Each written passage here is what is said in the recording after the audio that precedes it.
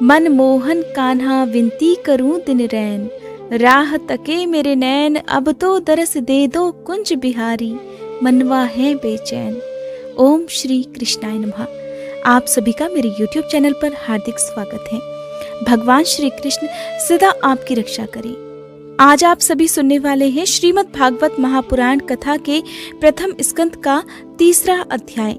उससे पहले मैं आपको सुनाऊंगी द्रौपदी के चीर हरण की बहुत ही मार्मिक कथा। महाभारत की कहानियों में द्रौपदी के चीर हरण की कथा बहुत ही मार्मिक और दिल को दहला देने वाली है। कहते हैं अगर भगवान कृष्ण ना होते तो आज द्रौपदी की लाज कौन बचाता। इसलिए कहते हैं कि भगवान कृष्ण अपने भक्तों के लिए हर हाल में उनकी सहायता के लिए चले आते हैं। चाहे वो किसी भी रूप में आकर अपने भक्तों की मदद करें, वे मदद जरूर करते हैं, बशर्ते भगवान के भक्त उन्हें सच्चे मन से पुकारें। अपनी भक्त द्रौपदी की रक्षा करने के लिए और उसे भरी सभा में निर्वस्त्र होने से बचाने के लिए भगवान कृष्ण ने वस्त्रा अवतार तक धारण कर लिया और केवल भगवान ही ऐसा कर सकते हैं। कथा शुरू होती है जब महाराज युधिष्ठिर जुए में अपना सारा राजपाट, धन, इंद्रप्रस्थ, अपने सारे भाई और यहाँ तक कि खुद को भी हार चुके थे। तब सबसे अंत में द्रौपदी को भी दांव पर लगा दिया गया। द्रौपदी को भी शकुनी ने कुनीति से जीत लिया। अब द्रौपदी को दुर्योधन दासी कहने लगा, क्योंकि जो हार गया वो तो उसका दास बन गया था। अब पहले तो दुर्योधन ने अपने द्वारपाल को आदेश दिया कि जाओ और जाकर द्रौपदी को सभा में लेकर आओ। तब उस समय विदुर जी वहां पर थे, जिन्होंने दुर्योधन को इस बात पर खूब खरी खोटी सुनाई। साथ ही दुर्योधन को ऐसा करने के लिए मना भी किया। जब दुर्योधन नहीं माना तब विदुर ने धृतराष्ट्र से भी कहा कि आज आपकी पुत्रवधू को इस सभा में बुलाया जा रहा है, महाराज आप इस अनर्थ को होने से रोक लीजिए। लेकिन उस समय किसी ने भी विदुर की एक नहीं सुनी। उल्टा दुर्योधन ने भी विदुर को खूब खरी खोटी सुनाई। अब द्वारपाल द्रौपदी के पास गया। द्रौपदी से कहने लगा, महारानी, महाराज युधिष्ठिर अपना सारा राजपाट, अपने सारे भाई और यहाँ तक कि खुद को भी जुए में हार चुके हैं। अब उन्होंने अंत में आपको भी दांव पर लगा दिया है। इसमें भी उनकी हार हो गई है, इसलिए अब आज से आप दुर्योधन की दासी हो गई हो। आपको दुर्योधन ने इसी समय सभा में आने के लिए कहा है। ऐसा सुनते ही द्रौपदी की आंखों से आंसू गिरने लगे। द्रौपदी कहने लगी कि जाओ और महाराज से कहना द्रौपदी आपसे पूछना चाहती है कि किस किस वस्तु के स्वामी रहते हुए आप मुझे हारे हैं। आप पहले अपने आप को हारे हैं या फिर मुझे। ये बात सुनकर द्वारपाल सभा में आया और दुर्योधन को ये सारी बात बताई।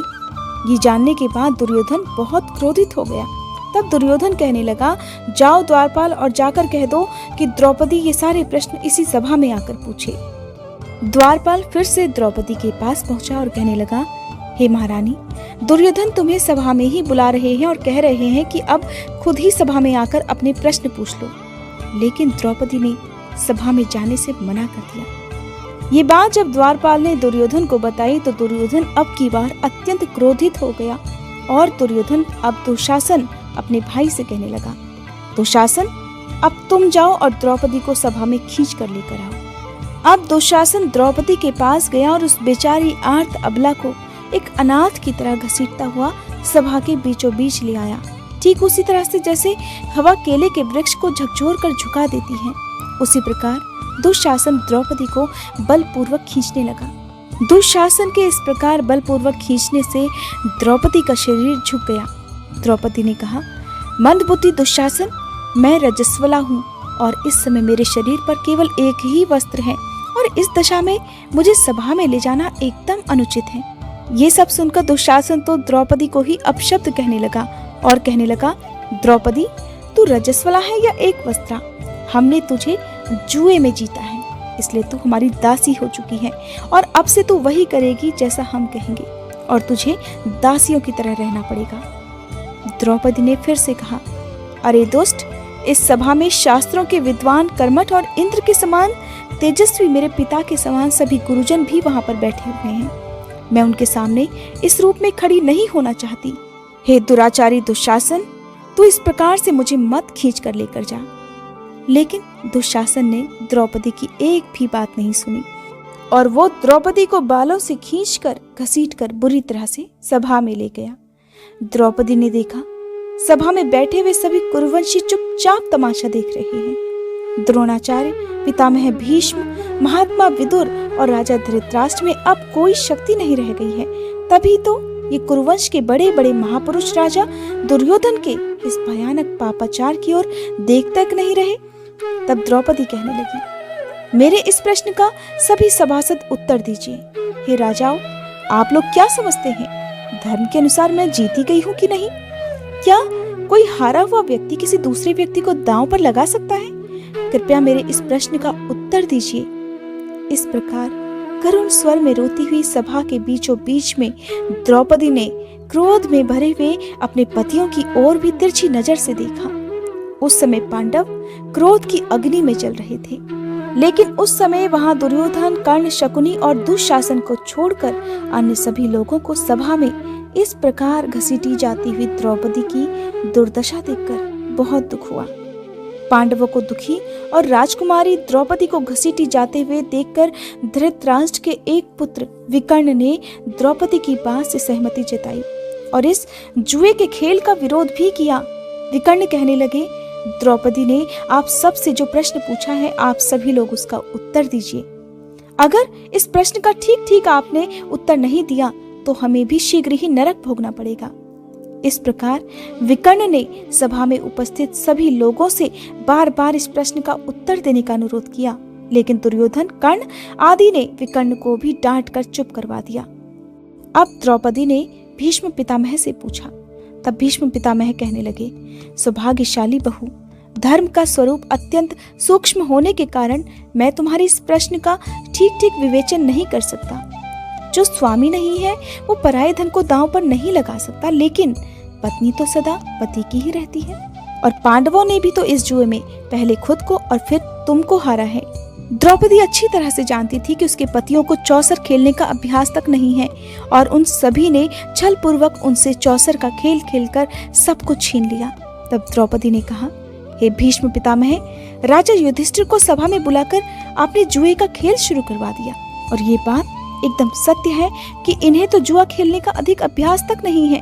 फिर इनके मन में मुझे बताइए कि जुआ खेलने की इच्छा उत्पन्न ही क्यों की गई? इन सब दुरात्माओं ने मिलकर इन भोले भाले महाराज युधिष्ठिर को पहले जुए में जीत लिया, उसके बाद ये मुझे दांव पर लगाने के लिए विवश किए गए हैं। क्या अब आप सभी लोग अपने अपने धर्म को भूल गए? द्रौपदी ने यही प्रश्न कृपाचार्य गुरु द्रोणाचार्य से भी किए, लेकिन वे कोई भी उत्तर नहीं दे पाए। तब अंत में धृतराष्ट्र से भी यही प्रश्न किए। तब धृतराष्ट्र ने कहा कि दुर्योधन ने युधिष्ठिर की मर्जी से ही तुम्हें जीता है, हे द्रौपदी, इसलिए तुम खुद अपने पति से ही यह प्रश्न करो। अब दुर्योधन ने द्रौपदी से कहा, आओ दासी, हमारी जंघाओं पर बैठ जाओ। तब ये सब सुनकर भीम ने उसी समय कसम खाई कि हे दुर्योधन, तेरी जंघाओं को अगर मैंने नहीं तोड़ा तो 7 जन्मों तक तुम्हारा दास बन रहूंगा। भीम की बात सुनकर कर्ण भीम का उपहास उड़ाते हुए कहने लगा, दास दास तो तुम अभी बन गए हो, 7 जन्मों की बात ही क्यों करते हो? इस तरह से कर्ण ने बहुत सारे अपशब्द कहे, यहाँ तक कि कर्ण ने द्रौपदी का अपमान करने में भी कोई कसर नहीं छोड़ी। उसने द्रौपदी को 5 पतियों की पत्नी और वेश्या तक कह डाला। दरअसल कर्ण अभी तक बदले की आग में जल रहा था, उस अपमान की आग में जल रहा था जब द्रौपदी ने स्वयंवर में भरी सभा में कर्ण को सूतपुत्र कहकर उसका अपमान किया था। अब बारी आती है दुर्योधन की। तब दुर्योधन ने अपने भाई दुशासन से कहा कि जाओ और तुम इस दासी द्रौपदी के चीर का हरण कर लो, द्रौपदी को भरी सभा में निर्वस्त्र कर दो। दुशासन ने फिर भरी सभा में द्रौपदी का वस्त्र बलपूर्वक पकड़कर खींचना शुरू कर दिया। द्रौपदी के शरीर पर उस समय एकमात्र साड़ी ही थी। दुशासन ने भरी सभा में द्रौपदी की साड़ी पकड़कर खींचनी शुरू कर दी। जब साड़ी खींची जाने लगी तब द्रौपदी ने अपने भगवान कृष्ण का, अपने सखा का स्मरण करना शुरू कर दिया। द्रौपदी आज सब कुछ भुलाकर भगवान कृष्ण को याद कर रही थी। द्रौपदी जी ने अपनी साड़ी का जो पल्लू पकड़कर रखा था ताकि दुशासन उसे पकड़कर खोल ना दे, उस पल्लू को भी द्रौपदी ने छोड़ दिया और सब कुछ छोड़ दिया, सारी परिस्थिति छोड़ दी अपने भगवान श्री कृष्ण पर कि वो खुद उसकी लाज रखेंगे। जिस समय भरी सभा में दुशासन द्रौपदी का चीर हरण कर रहा था, ये सब दृश्य देखकर भीम से रहा नहीं गया और भीम क्रोधित होकर कहने लगे, देश देशांतर के निवासी क्षत्रियों, आप लोग मेरी इस बात पर ध्यान जरूर देना। ऐसी बात आज से पहले ना तो किसी ने कही होगी और ना ही दूसरा कोई कहेगा। ये दुशासन भरतवंश के लिए कलंक है। मैं युद्ध में बलपूर्वक इस पापी की छाती फाड़कर इसका रक्त पीऊंगा और ये मैं प्रतिज्ञा करता हूँ, यदि अपनी कही हुई बात को मैं पूरा ना कर पाऊं तो मुझे कभी भी अपने पूर्वजों की श्रेष्ठ गति ना मिल सके। उधर चीरहरण होते हुए द्रौपदी मन ही मन अपने भगवान से बात कर रही है। मैंने पूर्व काल में महात्मा वशिष्ठ जी की बताई हुई इस बात को अच्छी तरह समझा है कि भारी विपत्ति पड़ने पर भगवान श्री हरि को याद करना चाहिए। अब द्रौपदी मन ही मन बार बार गोविंद और कृष्ण का नाम लेकर पुकार रही है। हे द्वारकाधीश कृष्ण, हे गोपियों के प्राण वल्लभ केशव, इस समय कौरव मेरा अपमान कर रहे हैं, क्या आप नहीं जानते प्रभु? हे नाथ, हे व्रजनाथ, हे संकट नाशन जनार्दन, मैं कौरव स्वरूप समुद्र में डूबी जा रही हूँ, मेरा उद्धार कीजिए। हे श्री कृष्ण, मेरी लाज रखिए। इस तरह भरी सभा में द्रौपदी मन ही मन भगवान कृष्ण को याद कर रही है, हर पल याद कर रही है एक अटूट श्रद्धा और विश्वास के साथ। द्रौपदी को पूर्ण विश्वास है कि भगवान कृष्ण उसकी सहायता अवश्य करेंगे। द्रौपदी कहती है, हे कृष्ण, मेरी लाज तेरी लाज, तेरी लाज मेरी लाज, अगर मेरी लाज जाएगी तो तेरी भी तो लाज जाएगी। और हे कृष्ण, अगर आज मेरी लाज लूटी गई तो तुम्हारी भी तो जग हसाई होगी। हे श्री कृष्ण, तब तुम क्या मुंह दिखाओगे अपने भक्तों को? इसलिए मेरी रक्षा के लिए तुम्हें आना ही होगा। और कहते हैं कि भगवान श्री कृष्ण के गुण जिसने गाए तो भगवान तो तुरंत ही दौड़े चले आए। भगवान कहते हैं, मेरी शरण में आए हुए भक्तों की रक्षा करना मेरा परम कर्तव्य है, मेरा धर्म है। और फिर आज भगवान ने द्रौपदी की करुण पुकार सुनकर वस्त्र अवतार ही धारण कर लिया। अब भरी सभा में दुशासन द्रौपदी की साड़ी खींचने में लगा हुआ है, लेकिन साड़ी है कि खत्म ही नहीं होती। वो खींचता जा रहा है और साड़ी बढ़ती जा रही है। द्रौपदी का चीर बढ़ता ही जा रहा है। और आज सभा में मौजूद सभी ने भगवान के इस चमत्कार को देखा। और आज भरी सभा में भगवान कृष्ण ने अपनी भक्त की लाज रख ली। भगवान श्री कृष्ण ने वस्त्रावतार धारण कर लिया था। भगवान कहते हैं, मेरे भक्त की लाज मेरी लाज से भी बढ़कर है, मैं उनकी लाज कभी भी नहीं जाने दूंगा। मुझे मेरी लाज की परवाह हो या ना हो, पर मेरे भक्त की लाज की मैं हमेशा परवाह करता हूँ। बोलिए भक्त वत्सल भगवान श्री कृष्ण की जय। ये थी द्रौपदी चीरहरण की मार्मिक कथा। आइए अब सुनते हैं श्रीमद् भागवत महापुराण कथा के प्रथम स्कंद का 3रा अध्याय। 3रे अध्याय में भगवान के अवतारों का वर्णन करते हुए श्री सूत जी कहते हैं, सृष्टि के आदि में भगवान ने लोकों के निर्माण की इच्छा की। इच्छा होते ही उन्होंने महत्व आदि से निष्पन्न पुरुषत्व रूप धारण किया। उसमें 10 इंद्रियां, 1 मन और 5 भूत, ये 16 कलाएं थी। उन्होंने कारण जल में शयन करते हुए जब योग निद्रा का विस्तार किया, तब उनके नाभि सरोवर में से एक कमल प्रकट हुआ। उस कमल से प्रजापतियों के अधिपति श्री ब्रह्मा जी प्रकट हुए। भगवान के उस विराट रूप के अंग प्रत्यंग में ही समस्त लोकों की कल्पना की गई है। वह भगवान का विशुद्ध सत्वमय श्रेष्ठ रूप है। योगी जन दिव्य दृष्टि से भगवान के उस रूप का ही दर्शन करते हैं। और भगवान का ये रूप हजारों पैर, जंघाओं, भुजाओं और मुखों के कारण अत्यंत विलक्षण है। उसमें सहस्त्रों सिर, हजारों कान, हजारों आंखें और हजारों नासिकाएं हैं। हजारों मुकुट, वस्त्र और कुंडल आदि आभूषणों से वह हमेशा उल्लसित रहता है। भगवान का यही पुरुष रूप, जिसे नारायण कहते हैं, अनेक अवतारों का अक्षय कोश माना जाता है। कहते हैं इसी से सारे अवतार प्रकट होते हैं। इस रूप के छोटे छोटे से अंश से देवता, पशु पक्षी और मनुष्य आदि योनियों की सृष्टि भी होती है। उन्हीं प्रभु ने पहले कुमार सर्ग में सनक, सनंदन, सनातन और सनत कुमार, इन 4 ब्राह्मणों के रूप में अवतार ग्रहण करके अत्यंत कठिन अखंड ब्रह्मचर्य का पालन किया।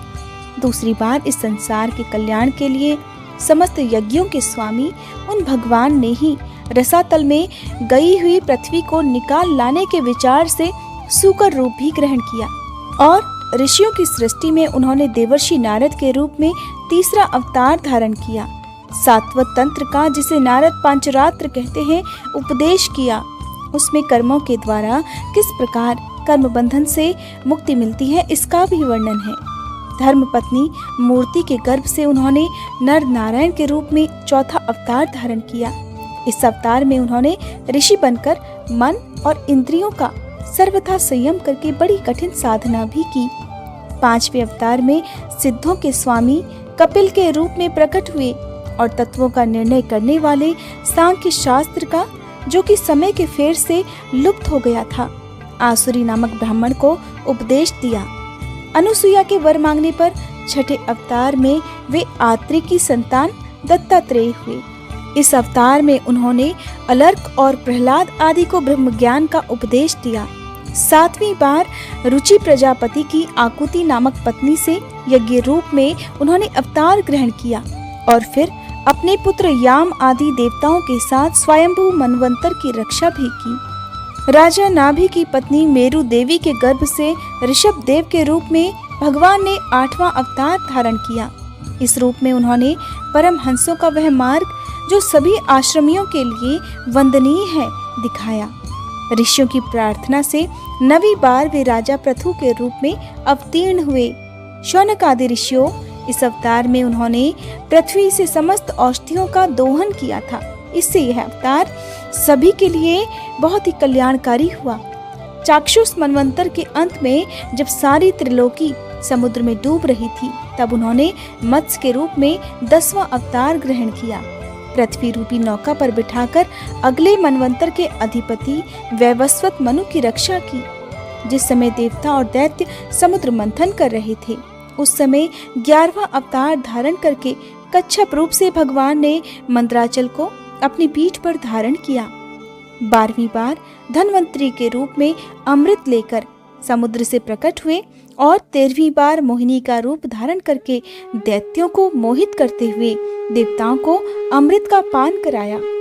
अपने 14वें अवतार में उन्होंने नरसिंह रूप धारण किया और तब अत्यंत बलवान दैत्यराज हिरण्यकश्यप की छाती फाड़कर उसे भी मार डाला।